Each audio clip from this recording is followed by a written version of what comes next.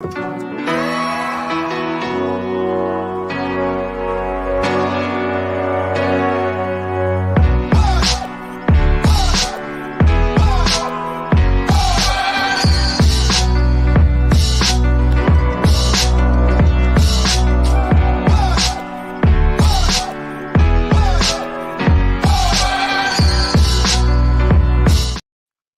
everybody. How we doing? Sam here, United People's TV. I'm feeling better. I'm sounding better. United are back in action tonight. We're playing Copenhagen in the Parken Stadium. It's nearly as big as Stamford Bridge, that stadium. Nearly 40,000. I'm going to run through everything in the build-up to the game tonight. All the team news from Erik Ten Hag, all the injury news. He speaks about Hojlund's form. He speaks about Antony's form. Speaks about Marcus Rashford. Speaks about the hostile atmosphere. I'm going to run through everything, all the news, all the build-up to the game. You can let me know your predictions. We'll run through my starting 11 towards the end of the show. Should be a good one. Should be a good one. You can let me know what you think. I'm nervous tonight, really. This game should not be as big as it is, but, you know, that's what happens when you lose your first two Champions League games against Bayern Munich and Galatasaray. Let me see who's down here from the comments. Good morning to everyone. Biker Boy and Cheesy Chips. Cheesy Chips, very nice. Amy, Ricky, and Robert. Good morning to you. Lone Wolf. We've got Anaj, Chris, Jack, Siegs, Alex. Paul, you're there as well. Poz. Paula. We've got Jason. We've got Ines. How you doing, man? Bishout and Kev. Who's on Facebook? Let's have a look. We have got Richmond. Good morning to you. Anderson. We've got Rob Richbell. Good morning to you, mate. Wayne. We've got Matt. We've got David, everyone. Good morning to everyone. And there's plenty more joining in as well. I hope you enjoyed the podcast. I enjoyed that one. We're going to maybe try and record a podcast tomorrow night. And if not tomorrow night, then after the Luton game on Sunday. And then we'll have two games to run through and it'll be the international break. Now, some good news to start the show, right? And I actually didn't predict this. This is the statement that was released by the FA confirming that Alejandro Garnacho will not get any sort of ban for that gorilla emoji that he used. He used it to show power and strength for Andre Onana after that win against Copenhagen. And yeah, it was just misconstrued. He didn't know what he was doing. And it's down to a lack of education, I think. I expected Garnacho just to get some sort of ban, whether it would be one game, whether it would be 3 games, a disciplinary, and then go on to have some education. But no, this is just what the statement said there. We are satisfied with Garnacho's explanation and the context that it provides, so we will not be issuing disciplinary proceedings. And I think it's just going to be down to, it's a good thing, of course it's a good thing that he didn't get a ban, but he just needs a little bit of help in understanding the cultural differences and the importance of those differences and what you should and what you shouldn't say. I didn't expect that. I expected him to get like a 1-3 game ban, and for an example to be made of Garnacho. But I'll be completely honest, like Edinson Cavani, I think he replied to a comment on Instagram. He got a 3-game ban. It's just down to a lack of, I'm not saying a lack of education as if they're uneducated, but a lack of education in the cultural differences and what you should and what you shouldn't say. But I'm happy. I'm happy that Garnacho is not getting disciplined. Now, before I move on to speak about the Copenhagen game, I want to tell you something. So I was supposed to be going and having surgery on Friday. I was going to tell you that on Thursday. It was going to be the last live for a while. There's quite serious surgery on my foot. So it's not like mega surgery. But you might have noticed, and you've been saying in the comments, "Oh, Sam, you sound ill. Yeah, I've had bloody COVID again. I tested positive for COVID. So my surgery's been cancelled because I tested positive for COVID, which I'm really not laughing about. It's really not funny because it's really damn annoying. I waited months for it. Anyway, I'm not going ahead with the surgery. So I'll be here. But yeah, that's why I have not been sounding well, because I've managed to get COVID for the 4th time in my bloody life. I swear, COVID is like some sort of, it just loves me. It's really annoying. But yeah, so that was supposed to be going ahead at the weekend, and that's why I've been sounding ill. So let me off, all right? I've been doing this whilst I had COVID. That's commitment. Let's speak about the game tonight, though. All right. Are people still doing that? Are people still? That's always good fun, isn't it? That's good fun. But look, let's speak about the game. Copenhagen. What do you think? I tell you what I'll do. We haven't done this in a while, actually. A poll up on YouTube. Sorry, everyone on Facebook. Don't hate me. Let's go here and let's get a poll up. What do you think the result will be tonight? Predictions. We're going for. We've got a Copenhagen win, a draw, or an United win. What do you think the result will be tonight? Because it is going to be an easy game. It will not be an easy game. What I'm going to do now is run through all the big team news. I can see all of you firing your predictions down there in the comments. Put it on the poll. And I'm sorry if you're watching on Facebook. But look, look at that. I think someone just gifted a membership. Who's that? Cheesy Chips. Gifted what membership? What done? Let's get a little mini gong out. Little tickle. And I think next week, by the way, and I know I've been saying this a lot, I think next week I'm going to be working on the new software. I know. The new software is kind of like my GTA 6, where I keep like pushing it back. And everyone's getting angry at me. You see that apparently GTA 6 is going to be announced next week. That's what Bloomberg is saying.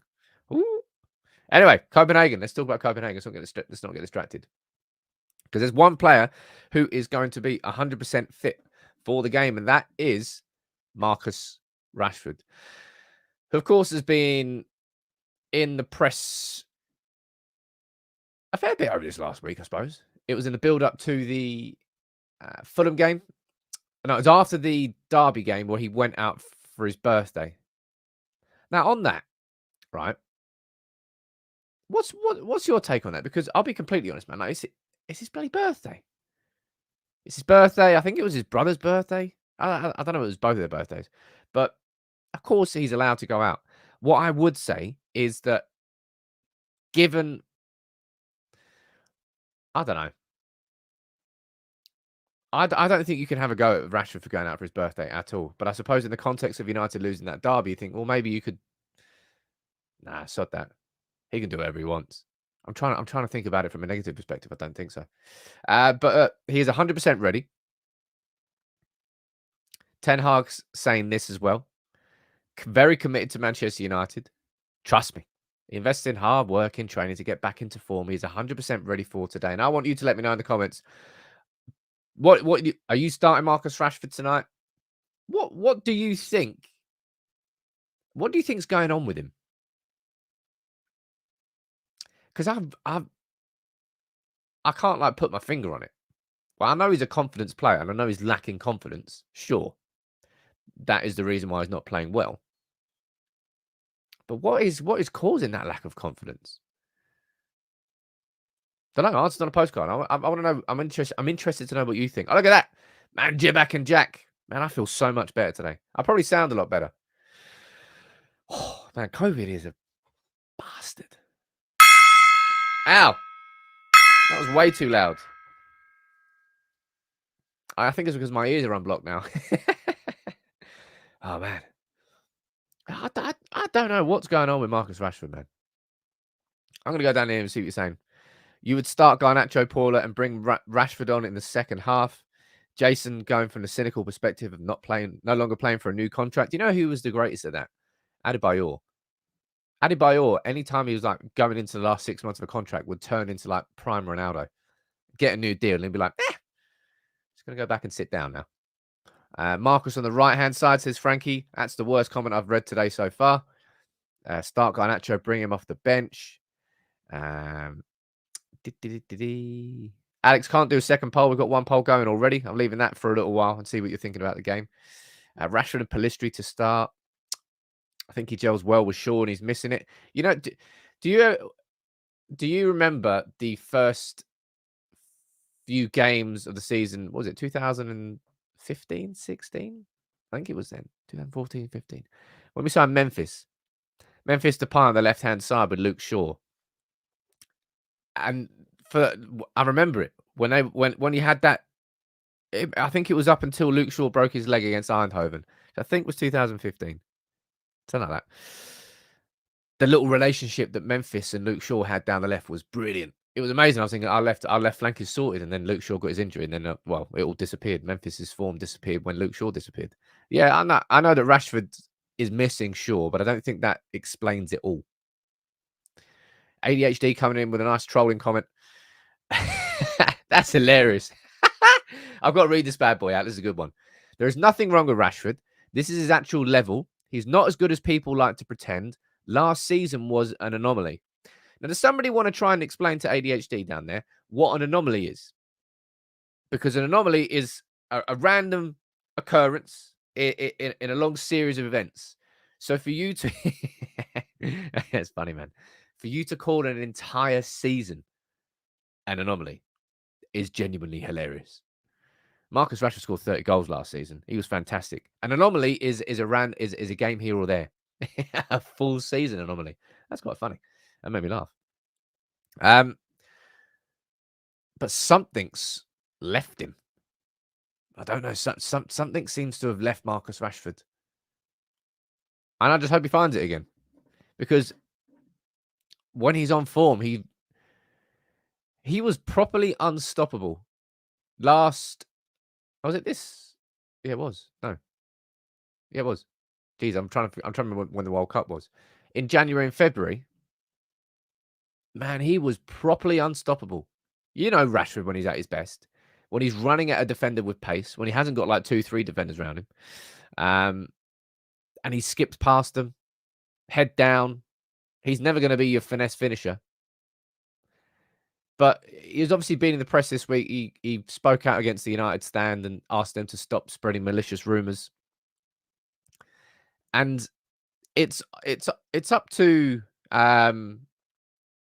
Marcus himself now to really step up, as well as all the other United players. But we have got, and it makes me sick to say it. It really does. We've got one goal this season in the Premier League between Rashford, Sancho, Antony, Garnacho, Martial, and Hojlund. One goal. One. It's from Marcus against Arsenal. Man, it's something. Something's got to switch with this team. The only reason that we have had such an abysmal season so far, but it's been the goals of Scott McTominay, Bruno Fernandes, defenders like Harry Maguire. Everyone else is chipping in. And our attackers just are not doing anything. And yeah, the Marcus Rashford is a real head scratcher for me, if I'm honest. I didn't expect him to come in and just like, it's unreasonable to expect. I mean, it's not unreasonable to expect at the top level, but somebody to consistently put in 30 goal a seasons as a winger is very, very difficult. But I didn't expect the drop off. I've already covered all your comments out here in a super chat there. I'll read that too. And then we'll move on to the next talking point. Stuart, what are you saying? You're saying Rashford is threatened by Hojlund. He's no longer the main scorer. You can clearly see this in his attitude and his movement off the ball, especially since he's walking after he loses the ball. You mentioned there about Rashford's off the ball work ethic. I find that really quite infuriating because if you go back and watch the Arsenal game, you'll see Rashford tracking back, man. Rashford was on it that game. Tracking back, helping cover. I think it was Delo down there with Saka. He was really working defensively and obviously got the goal as well. So it's like an application thing, like from one game to next. It's not as if he can't do it. It's just sometimes he goes, nah, never mind. Just like all players. Application. Let's see. Rashford can't walk the line between the main goal scorer and having Hojlund. He can't distinguish when to shoot and when to pass. And I do agree with that point. United have certainly switched it up this season in having a different approach, and it will take time for that to work, for those two to work together. But yeah, Marcus, man, pull your socks up. Everyone's got to pull their socks up. For Man United to have one goal, I'll say that again, in the Premier League between all of our attackers by the 8th of November. I don't know what word you want to use to describe it. Shocking, abysmal, awful. They all apply. And Rashford was our main scorer last season. Maybe it is Hojlund. Maybe it is Luke Shaw being missing. Maybe it is all of these things combining together. And the fact that United's, as it stands, don't exactly like the most cohesive club on and off the pitch. But Sonny's got to give with Marcus Rashford. He's got to improve. Siam, man, speaking of giving, Siam down there giving 5 of you lucky ladies and gents 5 gifted memberships. Come on into the Discord. Come on. I was speaking to some of the Discord mods this morning. It seems like some of the original Discord mods, that if you're watching, I don't know why. Like, it seems like quite a few of them have left, which is a real shame. So we need to bring some more mods into the Discord. So if you want to get involved, yeah, man, the mods on Discord are what they're like, the lieutenants of the channel. They help make it what it is. But yeah, big up to you. And like, we go from speaking about Rashford there, and we go to, well, I think we kind of knew this injury news. Well, we knew it with Martinez, the fact that he wouldn't be back before Christmas. But Casemiro, man United are going to have played half this season without Martinez. And look, we had him for the first few games of the season, but no United fan will tell you, yeah, there he is. That's Martinez. He had lost his aggression. That's what made Martinez last season. Because when you are the size that you are as a centre-back, you need to make sure that you make yourself as big as possible. And him being aggressive was a way, because he matched aggression with timing. That's what Martinez did so well last season. Because you can be as aggressive as you want. Doesn't mean you're going to be a good player. But if you can match your aggression with timing, which is what Martinez did brilliantly in his first season, then you become such a good player. We have missed him so badly. I think it's quite bad how reliant we are, seemingly, from a style and identity perspective, on Lisandro Martinez. And I'll tell you one thing, right? If there's one thing that we need next year, there's a big lesson I think we've learned overall this season so far in terms of this Ten Hag identity. And if there is one thing that we have learned, right? I think so anyway, is that next season we have to make sure that no matter how many injuries we have, no matter what formation we use, no matter who we're playing, etc., that we have got 2 ball-playing, aggressive, athletic, front-footed, press-resistant centre-backs in our team. So whether that be Martinez, whether that be Todibo, whether that be Inacio, whether that be Tapsoba, whether that be, I don't know who it's going to be. I don't know who it is. But the absolute necessity for United from next season onwards, or maybe you can solve half the problem in January by bringing in Todibo. And I'll be honest, if we get the Jim Ratcliffe deal over the line, I'd kind of be surprised if we didn't get Todibo in. We need 2 ball-playing centre-backs, press-resistant centre-backs at every possible occasion next season. That is the biggest problem that we've had this season. Casemiro missing is Casemiro this season missing is not much of a loss. And I don't mean to say that in such a horrible and definitive way, but I don't really know how else to describe it. Casemiro this season is just, I think the switch of approach and leaving that number 6 role so isolated, it really hurt. That really hurt Casemiro's ability to play his game. And because he's the age that he is, he's 31. It's just the truth. Like, people will get angry about it. Somebody was calling me a mug on Twitter for saying it. I was saying, look, it's just Casemiro. It feels like his body at this age, because he's played such an athletic and isolated role his whole career.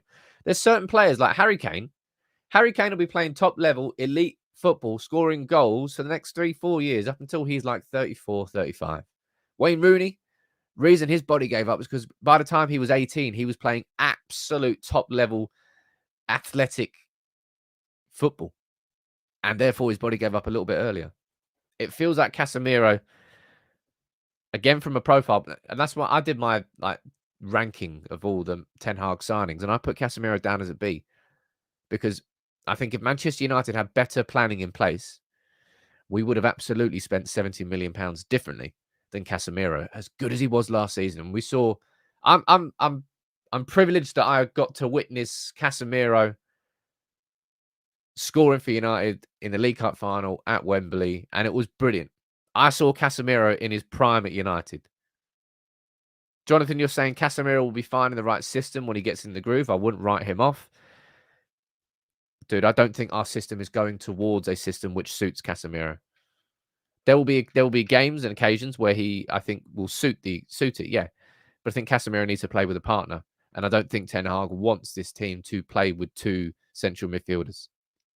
We're switching to playing with one number 6. And I think the way that Ten Hag is taking this team is not the way that will get the most out of Casemiro. That's my opinion. Not everyone will share that. Jibak, you sent a super chat, dude. What are you saying? Rashi has never been coached in a possession-based system. All his former managers have used him to hit opponents on the counters. Ten Hag's system is very different. Well, I kind of disagree with that. Ten Hag has gone on to say that he wants to make Man United the best transition team in the world. Possession isn't needed in the front three, really. I mean, it is to a certain degree, especially when you're playing low blocks.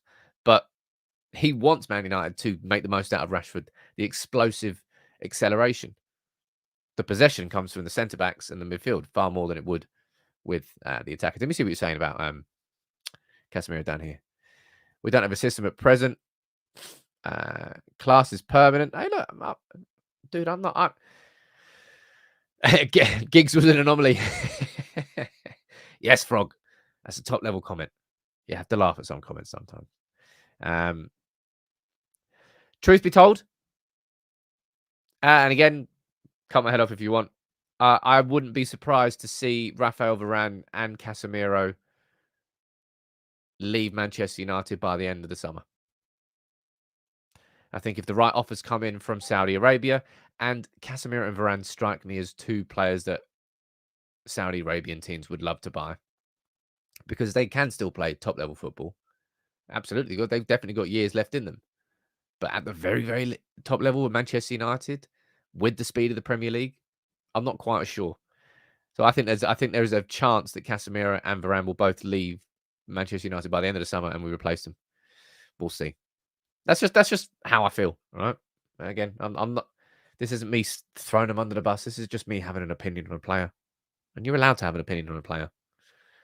Now speaking about opinions on players, I think I will know your opinions on Antony. Oh, look at that. Speaking about Sod Antony, let's speak about Matthew Crew. Gifted 5 memberships. The gong is out. Gets a spank. Big up to you. Thank you, man. Cornish made you saying, Sam, you're thinking of a 4-1-4-1 system. No, you know what I think our system is. 4-3-3, 1 number 6, 2 number 8s, 3 aggressive pressing on the front 3. Whenever Manchester United are in possession, we switch to a 3-1-6.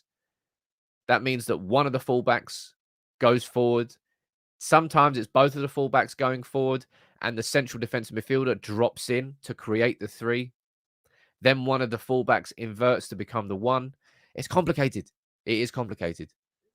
But I do not think that Erik ten Hag is working towards having 2 central midfielders. I think he wants 1, and then he wants 2 number 8s. That's why I bought Mason Mount. And the Mason Mount thing's a bit weird so far, isn't it? Antony is what Ten Hag said about his form. Out for a couple of weeks, so that broke the rhythm. Had a good preseason, but had a break, so now has to get himself back in good form. It's hard work. It's pretty hard work watching Antony right now. I'll be completely honest. I don't. Well, as I said, I think Antony will go down as the defining wrong transfer of the Ten Hag era. That's my own personal opinion. And the reason I'm saying that is because I think Manchester United could absolutely have spent £85 million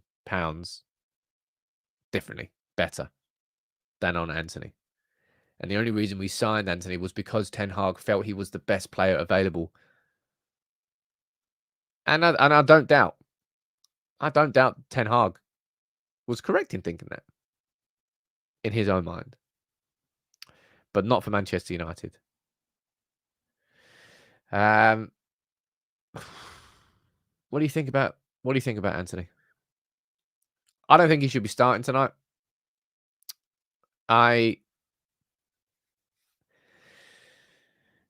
If Antony was a £40 million, I always said this last season. If Antony was a £40 million signing, I think people would. I think people would give him a little bit more leeway. But I don't know, man.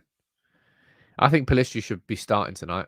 Or in fact, if I could choose, I would probably start Mason Mount out in that right wing.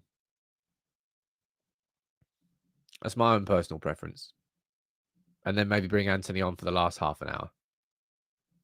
Let me see what you're saying down here in the comments. Should not be buying a player who can't use both feet, especially in the Prem. Man, you look at Jeremy Doku, and it just makes you sad. Man, that guy is electric. That guy's good to watch. Chris is saying, why won't Ten Hag play Mount on the right? He has sometimes. He's playing it. Sometimes it'd be Mount on the right, Bruno on the right. I don't really understand it. The Mount one is a bit of a weird one because Ten Hag pushed so hard to have him as his first signing, but because he's had to sort of abort his system for the time being, there's not really a place for Mason Mount. See what else he's saying down here. I think he was pretty good before the allegations were made against him. Last season, I think if you compare Antony when he came into the club to Antony at the end of the season, I think he had slightly developed. I think he was a better player at the end of the season than he was at the start of the season. I think there was some development, and not as much as anybody would probably have wanted, but there was some. So I was thinking, okay, well, if he's done that in his first season, then let's see what goes on in the second season. But you have to continue to see progression.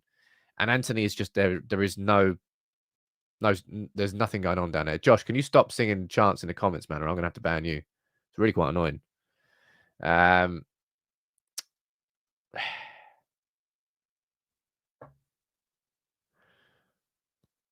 don't get it with Antony. I really don't get it with Antony. Or maybe I do. Maybe this is his actual level. I think that's a bit harsh. Ten Hag will stick with him because he is Ten Hag's signing. And I think maybe some of the... Well, let's see. But seriously, guys, like mods, you're in the comments. Act like mods. What's the point of you? Seriously. Anyway, that's me completely and utterly distracted. Let me try and get back into my rhythm now. Right, okay. Let's speak about Rasmus Hojlund, who's coming up next. All right. Rasmus Hojlund has been pretty impressive, I would say, in all the Champions League games. So that game against Galatasaray at Old Trafford, that goal that he scored from the halfway line was like, man, such a good goal. 2 goals there that meant sweet FA because United ended up losing. He's not scored in the Premier League just yet. I mean, he did. He scored in his debut, but the ball was out of play. Okay, right, great. What's your take on Rasmus Hojlund? In my opinion, we are just not giving him the ball. I don't... Our system, as it stands, it's just... We're not feeding Rasmus Hojlund at all. We're not finding the balls through the middle because he's got bags of pace. If you get balls over the top, you will get an opportunity for him. If we go wide and we get crosses in, he will make those runs to the... I'm not saying that he's been faultless. I think he's missed a couple of chances where he could have done better. And for example, against Man City, when he went through on goal, I think he probably should have been a bit street smart and probably could have got a penalty. But I really like his work rate, his ethic. I think he holds the ball up brilliantly, unless your name's Alex and you're on the podcast and you think Martial somehow holds the ball up better than him, which is a bit of a weird one. But I'm going to see what you're saying about Hojlund down here in the comments. Have a look. Aiden, you're saying, I love the kid. Feel at 20, he shouldn't be expected to lead the line. He's got all the talent, but no service. Has he genuinely been given a chance? Like, has anyone created a chance for him in these last couple of games? I can't remember it. I really don't. Chetan saying we're not utilising him fully or properly. Our team just isn't. We have a focal point now as a team, right? We have a point at the top of the arrow, and we're just not using it. In my opinion, we're just not using it. What was it someone saying down there? People saying he presses well. Didn't Weghorst press well when he was slated? Come on, Chris. Are you really going to be trying to compare Weghorst and Hojlund? It's clear. I mean, I'm not going to entertain that. But he is back in Copenhagen tonight. His former club. He is going to be so G'd up for the occasion. So G'd up for it. So get the ball to him. Use him. Alex is saying, do you think the players in the squad believe in him? Yeah, I don't think it's a lack of. I don't think it's a lack of belief. I mean, it must be tactic. I don't know what it. There are so many questions about this United team this season. I don't really have an answer to. I can't explain the drop off of Marcus Rashford. Casemiro's drop off, I think, is quite easy to explain given the change of system. Antony is just you know what's gone on off the pitch, and I don't know what else is affecting him. But this team is just not playing football towards Hojlund. Now, Jonathan, you're down there. I'm in a minority. I'm not totally convinced by him. 72 million and only scored 9 times before. Dude, we massively overpack. It's just the way transfers go these days. You have to accept this as a fan. You can get pissed off about it if you want, but it's just what happens. You now don't pay for the player. You pay for the potential. You don't pay for how good that player is right now. You pay for how good that player could be in a few years' time, even though it's unrealistic, even not unrealistic, even though it's unfair. That's how the prices of players are measured these days. Was Rasmus Hojlund a £72 million sign? No, he was not. But United had to pay for how good that player could be in a few years' time. So don't look at the price tag. Like anybody who looks at price tags these days, I don't know why you're doing it. Because I don't know why you're doing it. Because it is an almost impossible thing to quantify anymore. I have no idea how much a footballer is worth. I just judge by the player I'm seeing.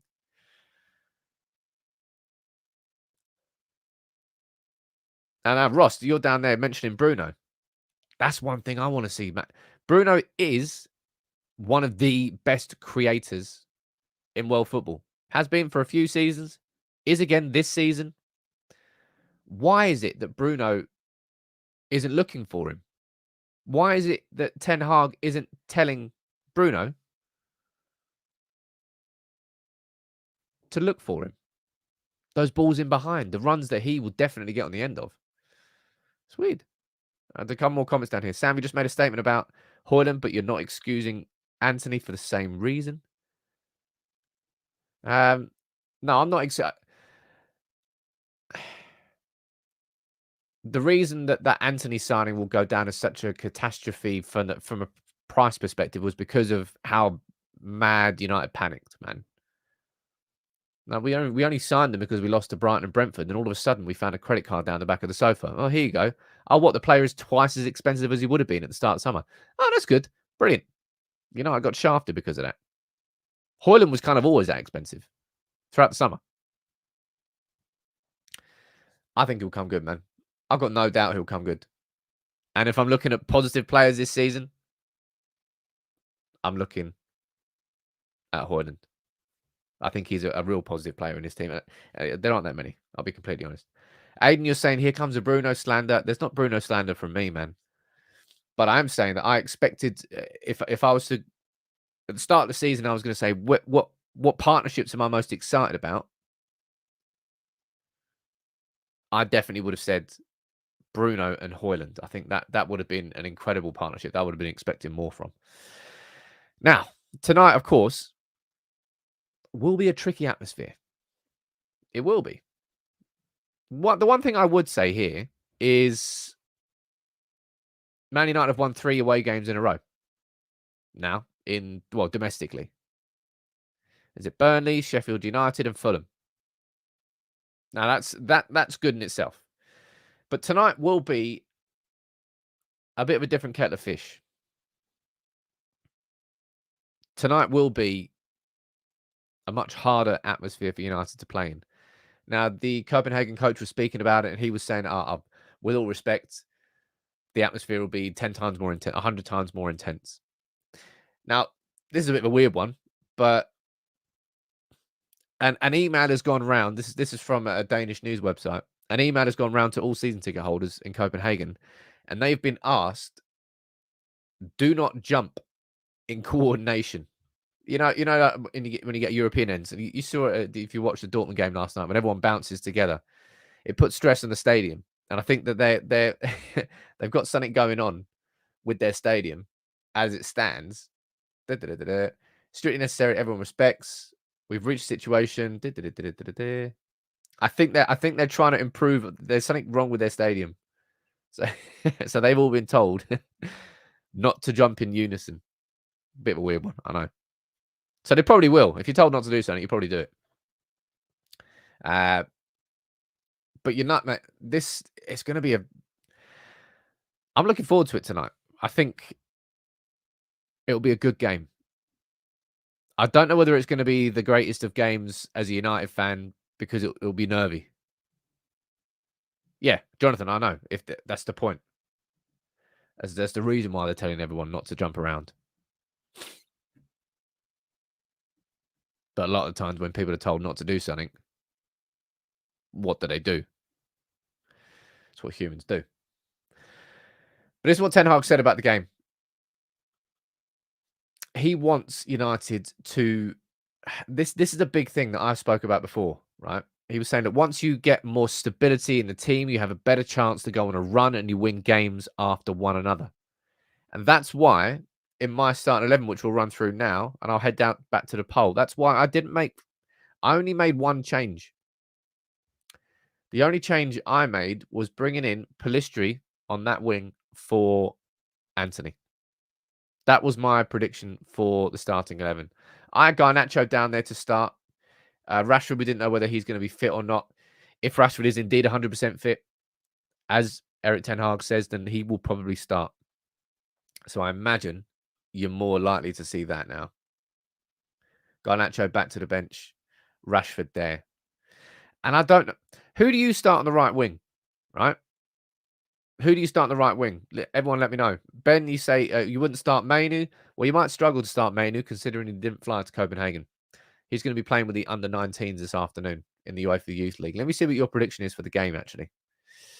We've got 800 votes. Look at that. Everyone's getting involved. 800 votes, and only 200 of you would like the video. So there's 600 of you right now. If you can, drop a like on the video. Make a big, big difference. But 78% of you are saying the United win. That is a big bit of confidence. I wonder what the betting odds are. I have no idea. Let me see what you're saying about that right wing, though. Christy, you're saying Mount on the right wing. Tyler, you're saying Mount. Paul, you're saying Garnacho.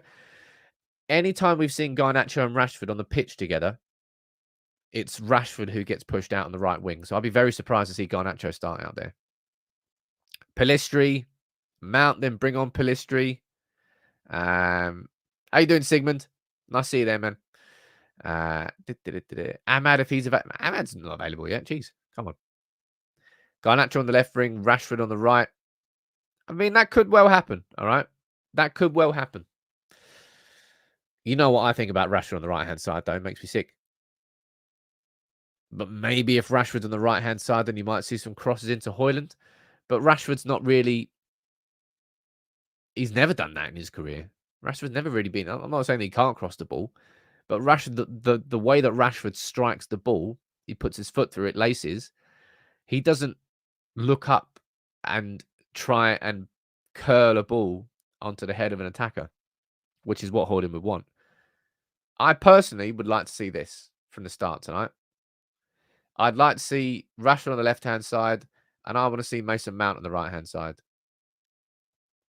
That's what I want to see. I want to see Bruno through the middle, and then Bruno can just find those balls all day long. Interesting shape. Interesting shape in a couple of those balls. But he can just spray those passes all day long. That's where Bruno's at his best. It annoys me. It annoys me seeing Bruno out on that right-hand side.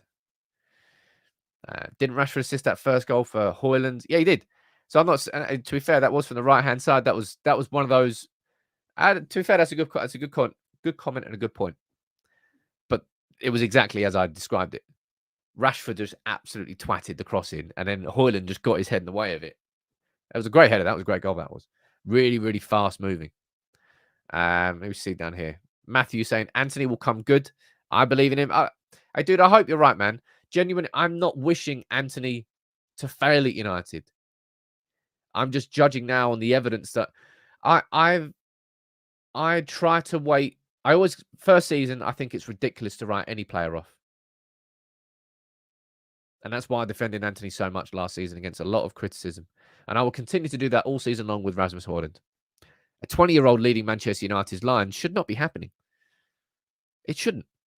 A 20-year-old, and I think we're going to be looking towards the January transfer window, maybe to bring in a little bit of experience so that he can dovetail with someone else. And that's what it should be. And then in 2-3 years' time, when Rasmus Hojlund's 22, 23, and he's grown and he knows it, then he can be our leading man. But right now, we're begging for goals and looking towards a 20-year-old in his first season in the Premier League. It's not fair. Matthew, he would get more goals if we give him better service, and he works hard for the team. He's 20. Oh, that's exactly what I was just saying there, dude. Exactly what I was just saying there. Let me see what you're saying about the game. Oh, look at that. Sigmund, you're sending in gifts. Three singular gifts. What done? I see that, man.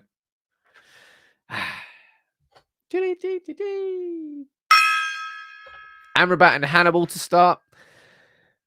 I think going by this and going by everything that we learned about Ten Hag last season, he didn't like to rotate when things were working. And things have not worked for Manchester United this season. But what have we just done there? Look, we just kept a clean sheet against Fulham. It's been a while since we kept a clean sheet. We still, from an attacking perspective, there were problems. But I think defensively, I think he keeps the same team as long as everyone's fit. I don't know whether Wan-Bissaka can play a full 90 minutes. Maybe you're going to see Sergio Reguilon play on the left-hand side and Delo playing on the right-hand side. It's entirely possible. But still, the big problem for United this season. Well, actually, no. What do you mean the big problem for United this season has been around about that part of the pitch? There's been problems around about that part of the pitch. Yes, the entire bloody pitch. But specifically for United to just be so poor in creating chances. It's bad, man. Hannibal, you're saying, does Hannibal deserves to play more? Just needs to keep calm and be smarter. Yeah, Hannibal in the last game was kind of like the Hannibal that I remember from the youth team. Just a little bit hot-headed. That's what I mean. Aggression is good, but you can either be like Marcus Rashford. He had all the aggression, but it ended up being a hindrance rather than an asset. Surely with no Casemiro, Amrabat starts. I think Eriksen starts. We're back in Denmark as well. Dale, I have a new puppy. He doesn't like your gong. I'm sorry. I'm genuinely sorry. I've offended your puppy. What puppy though? What are you saying down here in the comments? Antony and Rashford not feeding Rasmus. Let's find out. Right, so let's have a look at the poll here towards the end. And we've got nearly 80% of you think that United are going to win tonight. And I think so as well.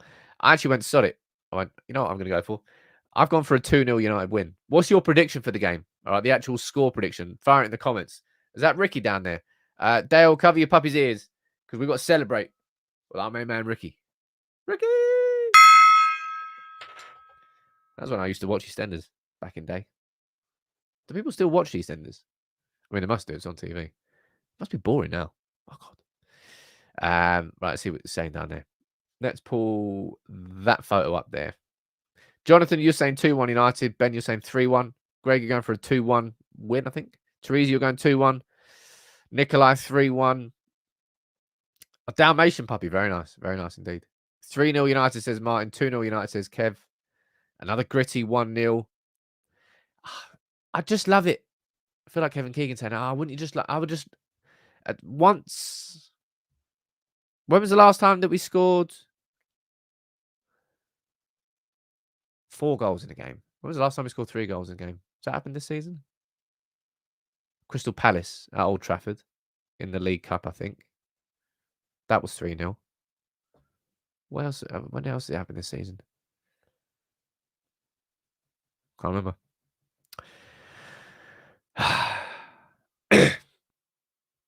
United need to step it up. All right. This season has been a load of like jump starts up a hill. Score 3 against Bayern. Ah.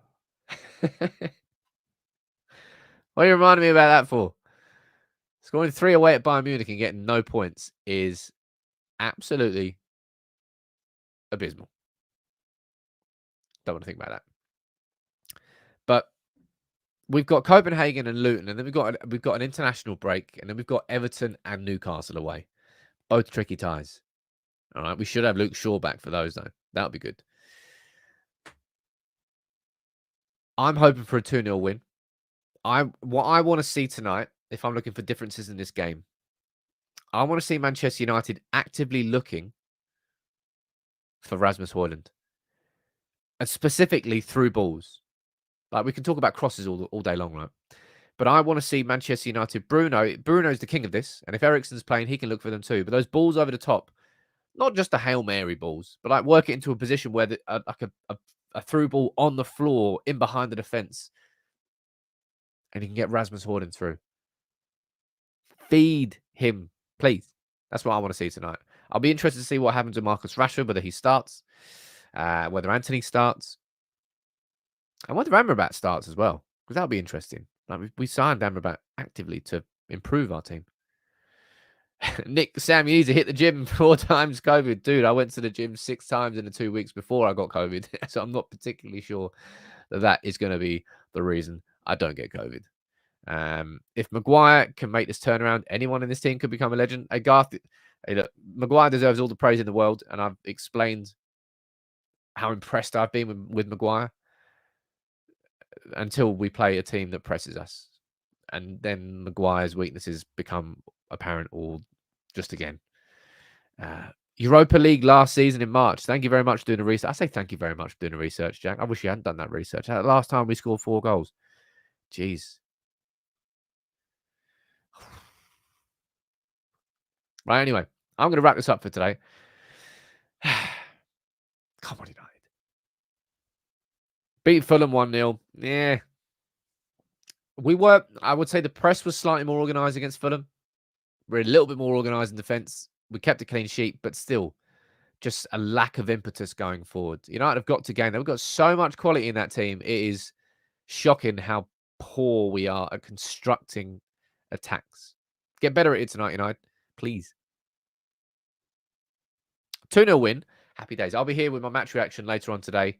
I'll be working on different things during the day, so there won't be a lunchtime video. And I don't know, maybe there will be. Maybe. Undecided. But look, thank you all for tuning in. Drop a like on the video if you enjoyed it. And I'll see you after the game.